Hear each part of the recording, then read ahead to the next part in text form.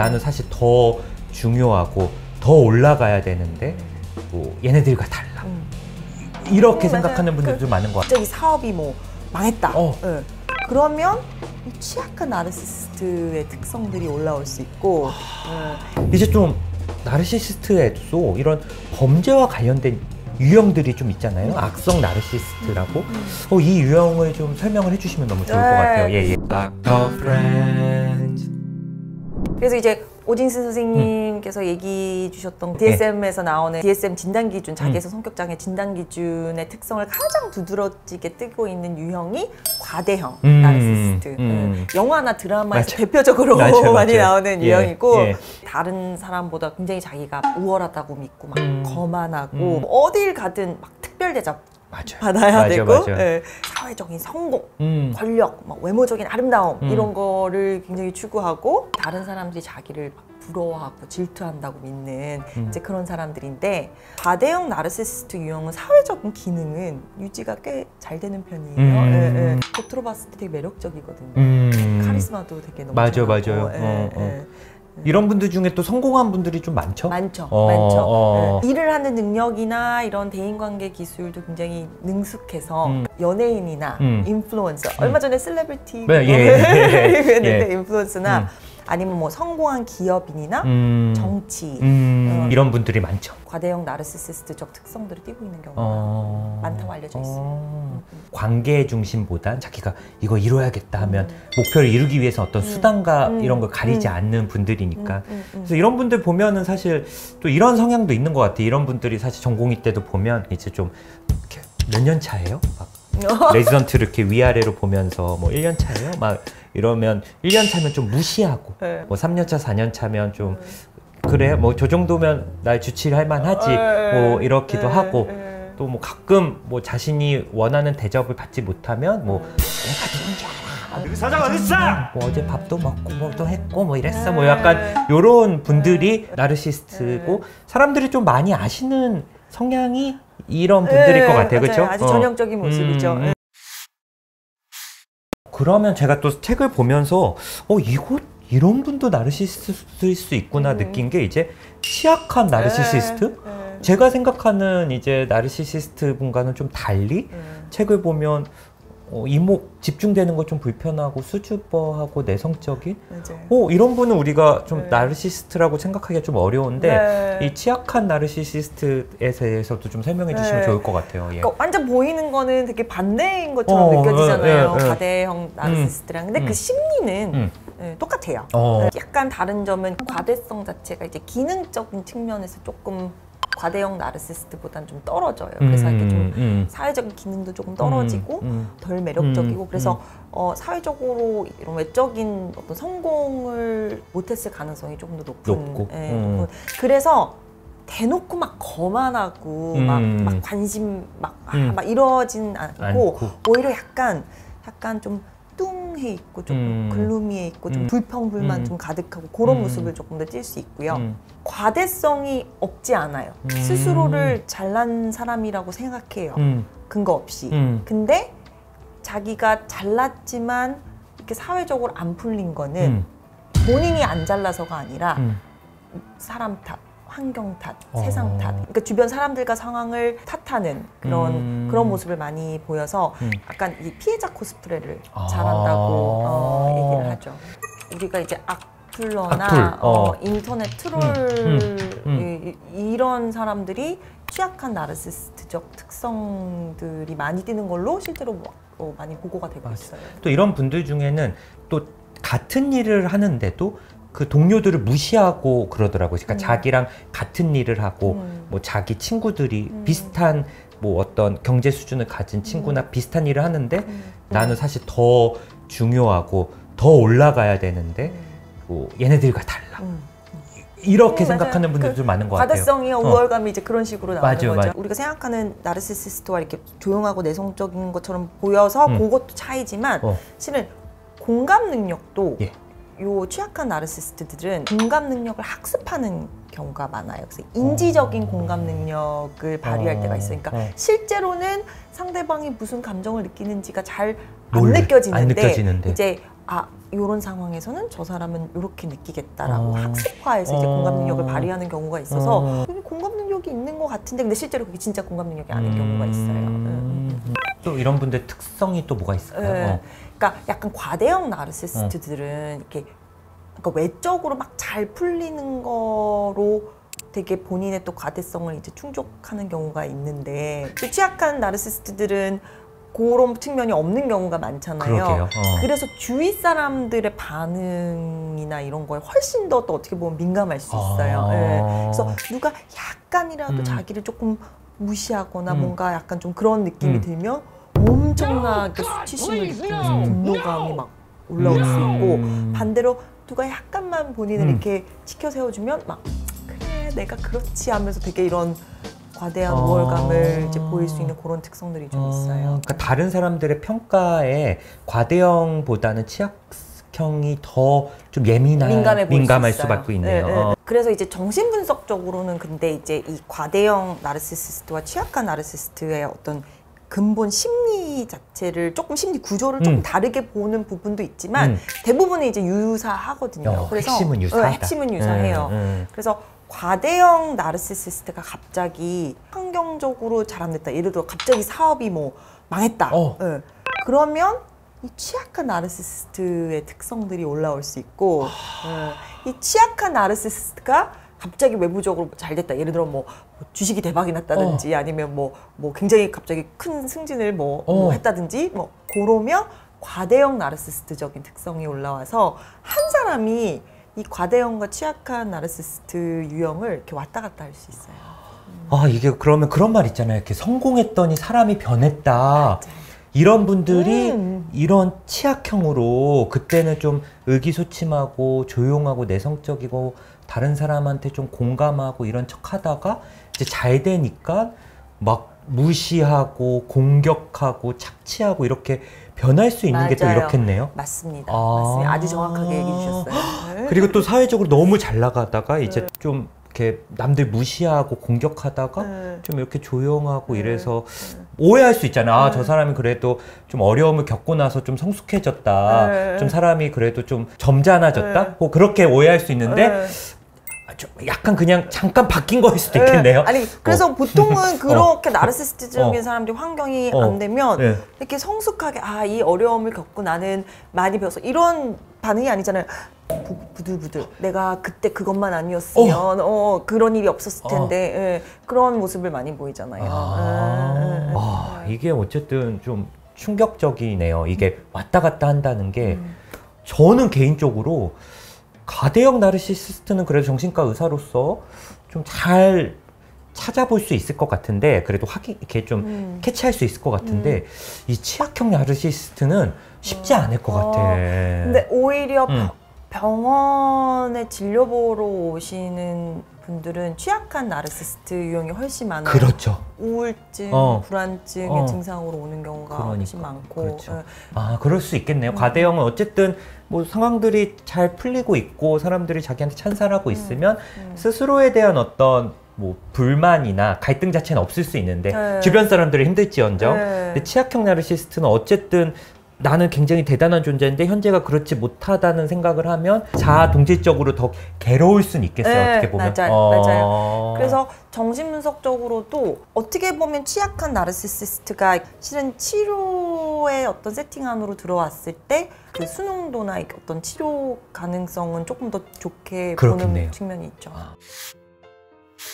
저는 이번 특징 이번 세 번째가 사실 제일 궁금해요. 요즘 너무 많이 나오고 이제 특히 뭐 그것이 알고 싶다나 이런 범죄 관련 프로그램을 또 많이 보시는 분들은 이 유형에 대해서 사실은 더 궁금해 하실 것 같긴 하거든요. 뭐 그전까지만 해도 우리가 이제 범죄자라고 하면 뭐 사이코패스, 뭐 반사회성 인격장애 이쪽이 많다. 이제 좀 나르시시스트에도 이런 범죄와 관련된 유형들이 좀 있잖아요. 악성 나르시시스트라고. 이 유형을 좀 설명을 해주시면 너무 좋을 것 같아요. 그렇죠. 사이코패스랑 가장 헷갈리는 유형이긴 한데 이 악성 나르시시스트들은 이 기존에 우리가 얘기하는 자기애성 성격 특성들에다가 반사회성 특성까지 있는. 그래서 이 악성 나르시시스트들은 자기의 공격성을 전혀 불편해하지 않는 이런 자아동조적인 공격성 이런 특성들이 다 가미가 된 부류예요. 뭐 나쁜 건 다 있는 것 같은데 뭐 좀 자세하게 설명해 주시면 좋을 것 같아요. 그래서 되게 다른 유형들보다도 거짓말도 되게 아무렇지도 않게 잘하고 충동적이고 그리고 굉장히 무책임하고 공감 능력이 극도로 손상이 돼 있어요. 그래서 죄책감이나 후회를 느끼지 않아요. 그래서 이제 사이코패스랑 조금 혼돈이 되는 거고. 그래서 극단적인 경우에는 이 악성 나르시시스트적 사람들은 사회 기능이 완전 무너져요. 그럴 것 같네요. 일상생활을 못해요. 자기 파괴적인 증상들을 많이 보일 수 있고, 뭐 약물 문제라든지 뭐 등등등. 근데 과대성이 기능을 잘하는 경우, 그러면 겉으로 봤을 때는 전혀 이렇게 문제가 없어 보일 수도 있고, 워낙에 나르시시스트들이 이제 권력 추구적인 성향이 있잖아요. 근데 이 사람들은 더더욱더 자기의 어떤 목적을 실현하기 위해서 무차별적으로 주위 사람들을 짓밟고 올라간단 말이죠. 그래서 조직의 그 리더, 수장 역할을 하는 경우가 적지 않아요. 수단과 방법을 가리지 않으니까. 네 번째로는 이제 공동체적 나르시시스트? 이거는 진짜 모르겠어요. 이거는. 이 공동체적 나르시시스트들도 심리는 똑같은데 다른 사람들을 돕는 행위를 통해서 사회적으로 좋은 일을 함으로써 본인의 이제 과대성을 드러내는 거예요. 근데 제가 꼭 당부드리고 싶은 얘기는 이제 되게 사회적 활동 잘하시는 분들 되게 많잖아요. 맞아. 그분들 이제 극소수가 그런 특성들이 있을 수 있다는 거고. 그러니까 다른 사람한테 기부하거나 봉사가 이제 좀 다른 사람들이 관심 갖고 칭찬해 주니까. 근데 이게 사실은 뭐 남들을 돕거나 기부를 할 때도 또 칭찬받거나 관심 받고 싶어서 하는 것도 사실 자연스러운 심리 중에 하나잖아요. 근데 이분들은 그거랑 또 약간 다른 개념인 거죠. 다르죠. 그러니까 누구나 이렇게 좋은 일 하고 좋은 일 했어 그러면 당연히 기분이 좋죠. 맞아요. 이 유형의 사람들은 그냥 주 목적이에요. 그게 유일한 목적이에요. 그래서 본인이 하는 그런 뭐 봉사라든지 기부가 얼마나 그 사람들한테 도움을 주는지는 중요하지 않고 이게 얼마나 알려졌느냐 이거를 통해서 본인이 얼마나 드러나느냐. 그럼 이분들은 내가 좋은 일 하고 뭐 보너스로 칭찬도 받으면 기분 좋고가 아니라 오로지 칭찬이나 관심을 받기 위해서 넌 대단한 사람이야, 넌 멋진 사람이야, 넌 착한 사람이야 칭찬을 받기 위해서만 이 행동을 하는 거네. 맞아요. 그럼 만약에 그 행동을 했을 때 주변 사람들이 관심을 못 갖거나 칭찬을 못 받으면 또 화를 내는 건가요? 네, 엄청 분노를 느끼죠. 보통 이제 건강한 사람들 좋은 일 했는데 별로 이렇게 좀 티가 안 났다 그러면 에이 속상해. 그래도 맞아. 뭐 이 사람들이 날 도와줬으니까 나 스스로가 되게 만족해 하잖아요. 근데 이제 공동체적 나르시시스트들은 전혀 그런 거에 대해서 좋은 피드백을 못 받고 오히려 알려지지 않은 거에 대한 이제 분노감만 주로 돼 있고 굉장히 대중 앞에서는 선한 모습을 보이고 되게 좋은 이미지인데 이 유형의 사람들의 특징은 측근들한테는 너무너무 못됐어요. 그래서 예를 들어 뭐 같은 어떤 이런 뭐 기부단체에서 일하는 어떤 직원분이라든지 바로 옆에 있는 사람들한테는 나르시시스트니까 관계 형성이 안 되고 오히려 굉장히 하대하고 착취하고 그런 모습을 보일 수 있다는 거죠. 그래서 공동체적 나르시시스트랑 일하는 뭐 사람한테 이제 이런 사람이랑 일해서 너무 좋겠다. 이런 사람이랑 가족이어서 너무 좋으시겠어요. 근데 이제 막상 당사자들은 영화에 많이 나오잖아요. 맞아요. 그러니까 대외적으로 보여지는 대중 앞에서 보여지는 이미지만 좀 신경 쓰는. 근데 정작 진짜 잘해야 되는 내 가족이나 뭐 친구나 뭐 우리 회사 직원들한테는 굉장히 못되게 하는 거네요. 그래서 보이지 않는 곳에서 하는 행동이 실은 그 사람의 인격이잖아요. 그렇죠. 그래서 공동체적 나르시시스트들도 굉장히 악성 나르시시스트처럼 주위 사람들을 무차별적으로 막 착취하고 조종하고 할 수 있거든요. 그래서 공동체적 나르시시스트와 악성 나르시시스트의 혼합된 극단적인 어떤 상태가 사이비 교주. 그럴 수 있겠네요. 상황이 봤을 때는. 마지막 유형인데요. 독선적 나르시시스트 이런 분들은 뭐죠? 공동체적 나르시시스트는 이렇게 사회적으로 좋은 일, 뭐 기부, 막 이런 거면 이 독선적 나르시시스트는 도덕성, 윤리의식 동교적인 어떤 고결함 이런 걸로 이제 스스로의 과대성을 드러내는 거예요. 그러니까 나는 굉장히 윤리적이고 굉장히 도덕성이 높은 사람인데 당신은 나보다 훨씬 미천한 사람 이런 면에서. 예. 그래서 원래 우리가 나르시시스트 하면 막 뭐 외도하고 뭐 거짓말 잘하고 막 이런 이미지잖아요. 이 사람들은 앞에서는 굉장히 이제 도덕적으로 막 우월감. 예. 예. 그러니까 실은 나르시시스트인지 모를 수 있는 그렇네요. 거죠. 주변 사람들의 이런 사소한 어떤 실수나 잘못을 좀 막 어떻게 하지? 과하게 막 못 견뎌하나요? 그렇죠. 그러니까 예를 들어서 뭔가 상대방이 실수하고 뭔가 부족한 부분이 있거나 그러면 우리는 이제 그 상대방이 뭐가 힘들고 이런 부분이 어려워서 안 되겠다 이걸 이해해 주려고 하는데 아닌 거야. 너는 부족하고 나약하고 게으르고 그래서 이렇게 나고자로 있는 거야. 이런 식의 태도를 좀 보일 수 있는 사람. 그런 걸 지적하면서 자기는 좀 만족감, 우월감을 느끼는 건가요? 그렇죠. 네, 그렇죠. 그래서 우위에 놓는 거죠. 네. 그리고 이 독선적 나르시시스트들은 자기가 이렇게 완벽주의적인 어떤 모습을 유지하기 위해서 뭐 생활도 굉장히 규칙적으로 생활하는 경우도 있고, 그래서 이 독선적 나르시시스트가 뭐 예를 들어 뭐 아빠다, 엄마다 그러면 이제 모든 가족이 그 사람이 세운 어떤 규칙 하에 이제 움직이는 거죠. 그러니까 이 집안에서의 모든 거는 나의 규칙 하에 통솔이 되어야 되고 거기를 벗어나면 안 되고, 그리고 굉장히 돈에도 좀 집착하는 측면이 있어요. 그래서 경제적으로 이제 어려운 사람은 게으르고, 우리가 아무리 노력을 많이 해도 이게 상황적으로 안 되는 경우도 있고 여러 가지 정황이 있잖아요. 근데 이제 무조건 안 되면 이 사람의 어떤 나약해서 문제 그리고 인간관계에 대한 어떤 따뜻한 인간관계 이런 교류에 대한 그런 중요성을 전혀 없어요. 독선적 나르시시스트적인 사람들이 이제 가족이랑 거의 보내는 시간 없이 막 일만 매진하고 막 이렇게 이런 모습을 보일 수도 있죠. 뭔가 되게 떠오르는 사람들도 있는 있죠. 것 같아요. 나르시시스트들이 5가지 유형 얘기해 주셨는데 진짜 엄청 많겠네요, 우리 주변에. 나르시시스트 그런 분들에게 좀 당한 환자분들도 많이 보셨을 것 같아요. 네. 뭐 이미 과거에도 당한 분도 있고 네. 현재에도 그 관계 속에서 좀 계속 고통을 받고 있는 분들도 있는데 네. 그런 분들이 어떤 걸로 좀 힘들어 하시나요? 네.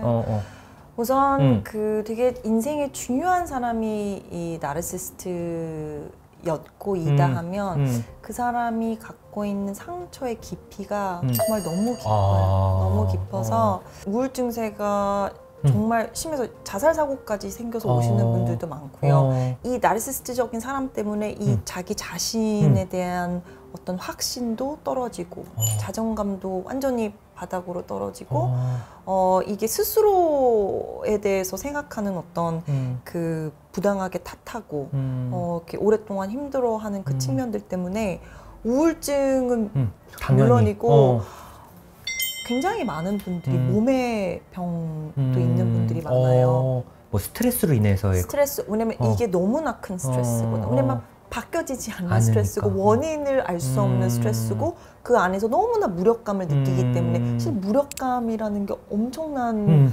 공포심과 이 불편한 감정들을 일으키잖아요.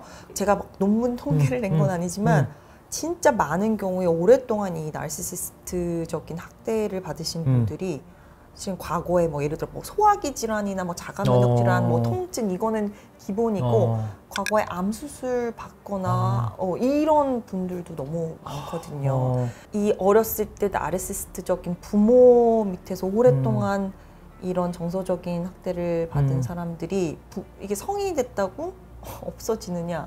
그렇지 않아요. 그 상처들은 마음속에 남아있어서 성인이가 돼서도 적절하게 그거를 해결해 주지 않으면 어떤 형태로든 그 상처들이 여러 가지 다시 올라오고 반복되고, 부모가 나르시시스트면 성인이 돼서 나르시시스트적인 특성이 강한 사람을 만나서 피해를 당하기도 하지만 그렇지 않은 경우에도 자기 자신이 늘 부족하다, 모자르다, 스스로에 대한 부정적인 생각에 빠져서 헤어나오지 못하는 분들도 너무 많고요. 이게 진행 중인 관계가 아니라 과거의 나르시스트랑 당했던 상처도 어쨌든 이게 좀 오래 지속될 가능성도 높은 거네요. 네, 성인이 돼서 건강한 관계를 맺는 것, 직장 생활을 하는 것, 내가 뭔가 목표를 세워서 이루는 것도 나의 기본적인 나 스스로를 바라보는 관점이 너무 중요하잖아요. 내가 어떤 어려운 일을 있을 때 나는 할 수 있고 나는 이걸 충분히 할 수 있는 정말 소중한 가치가 있는 사람이라는 그런 생각들이 중요하잖아요. 예. 근데 이제 어렸을 때 이 나르시스트적인 어떤 환경, 부모 밑에서 자라는 사람들은 실은 그게 굉장히 많이 결여가 돼 있는 부분도 있고, 반대급부적으로 너무 그거를 나는 모자른 사람이 아니라는 걸 증명하기 위해서 너무나 반대급부적으로 너무 또 이걸 과하게 열심히 하는 사람들도 있고, 교류하는 방법을 잘 익히지 못할 경우가 있어요. 왜냐면 정서적인 교류를 안 했잖아요. 표면적으로는 뭐 중고등학교 때 크게 뭐 문제 없이 지나고 이렇게 하고 결혼 생활도 하지만 막상 돌아보면 의미 있는 정말 가까운 관계가 없는 채로 지냈던 분들도 너무 많아요. 그래서 거기서 오는 공허감이나 2차적으로 이런 외로움과 이런 것 때문에 이제 우울증이 생겨서 오시는 분들도 많고, 보통 어렸을 때 나르시스적인 그런 거를 경험을 안 해봤는데 성인이 돼서 이 나르시스적인 뭐 배우자를 만났다, 상사를 만났다, 너무 여러 가지 사례도 보지만 실은 그 나르시스트적인 예를 들어 배우자인 경우에는 뭐 결혼 생활을 유지했을 때 본인이 느껴지는 그 모멸감이나 그 무시받는 느낌이나 정말 그 존재 가치 자체를 인정받지 못하는 그거를 수년 동안 경험하신 분들도 봤고, 또 막상 그 배우자랑 이혼하는 과정에서도 경험하는 그 굉장한 어려움들도 너무 옆에서 많이 지켜봤고, 이혼 후에 공동 뭔가 자녀를 양육할 때 있어도 그 상대 배우자가 나르시스트인 경우에는 정말 그 자녀가 경험할 이 많은 피해들 때문에도 오랫동안 고생하시는 분들이 너무 많으세요. 네, 그래서 이미 성인이 돼서 나이가 들었는데도 이 나르시스트적인 부모가 있잖아요. 그러면 나이가 들면 좀 좋아질 수 있을 거라고 생각하는 사람들도 있거든요. 근데 실은 더 나르시스트적인 특성이 강화되는 경우가 있어요. 왜냐? 젊었을 때 방어 기제들이 실은 없어지잖아요. 네, 그러니까 젊음, 권력, 힘, 뭐 경제적인 능력 이런 게 떨어지니까 더 이 결함이 더 드러날 수가 있구나. 그래서 나르시스트적인 이런 나이 든 부모를 끝까지 과정을 책임지는 자녀들이 또 경험하는 그 고통도 너무 커요. 그래서 이 정말 다양한 형태의 어떤 다양한 관계 안에서 막대한 고통을 경험하는 분들이 너무 많으시고요. 정말 개개인의 사연을 들었을 때 아니 어떻게 엄마가 그럴 수가 있어, 뭐 아빠가 그럴 수가 있어, 에이 말도 안 돼, 어떻게 이런 일들이 정말 생각보다 너무 많이 일어나고 있어요. 그래서 학대라고 부를 수 있는 행위들이 많이 일어나고 있어서 한 분 한 분의 사연이 정말 너무 안타깝고 진짜 그런 경우가 정말 많습니다. 뭐 난 이제 성인이 돼서 부모님과 독립했으니까 괜찮지가 아니라 나르시스트란 사람이 어떤 사람이고 그런 사람들한테 내가 어떤 고통을 받았고 그 과정에서 뭐 나르시스트들을 파악하는 것만으로도 좀 나한테 좀 위로가 되고 좀 힐링이 되는 좀 그런 부분이 있지 않을까 생각이 좀 드네요. 그리고 그 관계를 끊지 못하고 뭔가 어떤 물리적인 변화를 주지 못한다고 하더라도 그 인지가 있는 것과 없는 거는 천차만별이에요. 왜냐면 모든 그 결정을 내리고 대응해야 되는 순간순간들이 있는데, 이거에 대한 인지가 있을 때 내가 그 상황에 대응하는 거는 인지가 없을 때 대응하는 것과는 하늘과 땅 차이거든요. 원우 선생님이 이제 유튜브나 이제 이번에 또 책을 쓰시면서 나르시스트들에게 이제 뭐 우리가 어떻게 보면 나를 지키는 법, 나를 보호하는 법 이런 거를 좀 공유해주고 싶으셔서 또 아마 이렇게까지 또 컨텐츠를 좀 준비하고 계시는 게 아닐까 생각이 좀 듭니다. 일단은 뭐 원우 선생님 모시고 저희가 이제 나르시스트들에 대해서 이제 좀 이야기를 하고 있는데 알면 알수록 우리 주변에 많을 것 같고, 이 영상을 보신 와이프님들도 요즘 나를 힘들게 하는 그 사람이 혹시 이런 유형이 아닐까 이렇게 생각을 또 해볼 수 있으실 것 같아요. 그래서 어쨌든 저희 아시죠? 이제 한 분 이렇게 한번 모시면 이제 계속 또 더 재밌는 얘기를 할 거니까 또 다음 시간에도 계속 이 영상 좀 기대해 주시면 좋을 것 같고요. 다음 영상 올라올 때까지 좀 뒷내용이 좀 궁금하신 분들은 요 책에 다 내용들이 정리되어 있고요. 그리고 토킹 닥터스 토닥에서도 원우 선생님이 워낙 이제 나르시시스트 관련한 컨텐츠들도 많이 올리셨으니까 그쪽도 같이 가서 구독도 해주시고 책도 한번 구입해서 한번 보시면서 다음 영상 올라올 때까지 좀 기다려 주시면 좋을 것 같습니다. 예, 다음 시간에도 또 계속 네. 예, 감사합니다. 감사합니다. 예.